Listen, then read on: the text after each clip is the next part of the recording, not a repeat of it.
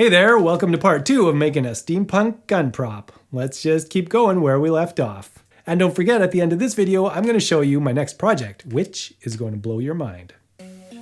Glue the fancy piece 6 on top of piece 7, working your way across with your hot glue gun a section at a time. Glue the ends of piece 7 together to create a tube, making it look like one of those drink cooler things, but for a skinny little drink. Glue piece 4 on top of piece 3, glue the ends of piece 5 together, and glue that ring down on the flat side of one of the circle pieces. Glue the center ring of piece 3 onto the ring that you just glued down. Before you glue that piece, it's good to line up one of the sections on piece 3 with one of the holes on the other side. That can be the top. Anyways, back to where we were, which is gluing the outside ring of piece 3 down as well. Mark the top and bottom for reference, and glue your fancy drink holder in place with the seam lined up with the bottom mark. Glue the nuts in place over the holes on both round pieces, and then paint the whole inside section black. The inside will be too hard to access for painting later, so we're doing it now. I like to use 3 coats of artist's acrylic paints to give a good surface for applying my metallics later. Just leave a little ring unpainted on one side for gluing the 2 halves together. While you're waiting for your 3 coats of black paint to dry, grab some 1/2-inch PEX pipe and cut 9 pieces 10 centimeters long each, and cover each of them with copper tape. If you're lucky like I was, 1 piece of tape will fit perfectly around the PEX pipe. Give them all a brushed finish and get out your metallic paints. I'm using a dry brush technique for the background silver color because my finger won't fit in those little spaces. Put a bit of paint on your brush, dab most of it off on a piece of paper, and then apply it in the recesses. Concentrate in the center of each section, and then let the paint fade to black as it reaches the edges. For the bronze paint, put on a rubber glove, dip your finger in a bit of paint, and wipe most of it off. Rub that onto the swirly bits and the nuts. Put a pipe into each of the holes on one end of the vortex canister, stretch the holes on the other side for an easier fit, and then lower one side onto the other, working the pipes into their holes. Don't push it all the way together yet because you're going to put some glue into that gap before you do. I use 2-part epoxy for this because it gives a bit more working time than hot glue, plus you have to get in between the posts to get it to the center. Now you can push the 2 halves together, making sure the pipes stay perpendicular to the base. I found it worked best to twist the pipes a little bit while pushing down to get them to seat properly. And that is looking super cool. Grab some 12mm discs left from punching out the nut holes, and punch a 4mm hole in their centers. Glue these donuts on piece 11, which you can then glue on top of piece 9. Now punch the holes in the center of each donut all the way through, and glue the ends together to make a tube. Line up piece 10 along the seam line, and just glue both ends in place. Then you can spread some glue on top and pull piece 10 into position, so it overhangs a bit, like a little hood. Add a foam donut on each arm of piece number 3 and punch holes through the donut through piece number 3 and partway through the thicker foam behind. Apply glue around the front ring of the vortex canister and slide the hooded tube up against it, making sure the donut on the top of the canister lines up with the donut on the top of the hooded tube. Glue on piece 12 and glue the vortex canister down to the stock.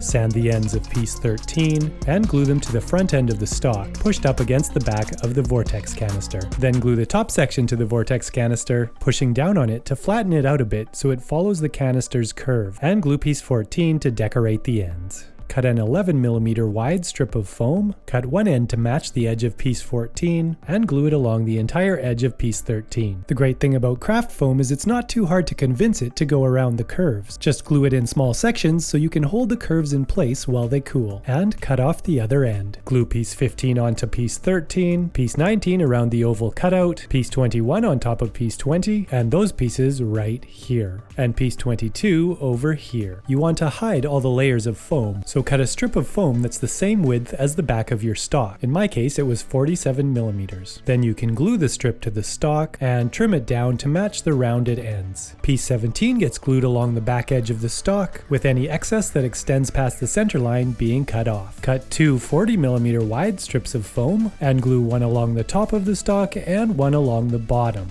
Again, the purpose of these strips is to cover up the glue seams between the layers in your foam sandwich. The foam conforms well to most of the curves, curves. There's just the sharp one on the top where you can't squeeze it down enough, so you've got to make a couple little V-cuts in the strip. Once those two strips are in place, it's time to glue on the super cool fancy pants swirly piece. Now let's cover up the stack of foam on the edge of the two big circle pieces. The front one is a little bit wider than the back one, so use the outside lines of piece 16 to cut one strip of foam and the inside lines to cut the second strip. Piece 16 isn't the full length of the strip of foam, so make sure you cut the strip 45.5 centimeters long. Use your pen to trace the fancy design onto the foam, repeating the same pattern 3 times, which should take you to the end of the strip. Glue your beautiful strips around your circles and trim off any excess. Next, we're going to make the scope, and we're going to make it from a golf club tube. Golf club tubes are used by golfers to keep their clubs nice. You can usually find them in the sporting goods section or in a golf bag. We're going to cut off a piece 26 centimeters long and cover it with 2 1/4 strips of copper tape. Glue the ends of piece 24 together, slide that tube on some leftover golf club tube, and glue piece 25 on top. Glue the ends of piece 27 together, and piece 26 goes on top of that. Make your piece 28s into little loops as well. 30 on top of 29, and loop it up. Make sure it fits over the end of your tri-barrel system. You might need to stretch it out a bit so it slides on without too much effort. Now it's fake rivet time, which means 5-minute 2-part epoxy. Mix up a small batch and using a match head, just lightly touch it against the foam. Once the epoxy starts getting thick and stringy like this, it's time to mix up a new batch. While that cures, let's make some scope mounts. You're gonna see both sides of the scope mounts, and I don't really want to have that texture showing, so I took the time to sand most of it off, because I love sanding. Once they're reasonably smooth, make sure you haven't forgot to punch your holes in there, and then you can glue the scope holding ring in its place. Now go ahead and paint up the scope pieces and the barrel ring. I found it easiest to apply the metallic paints with the pieces slid onto the leftover golf club tube.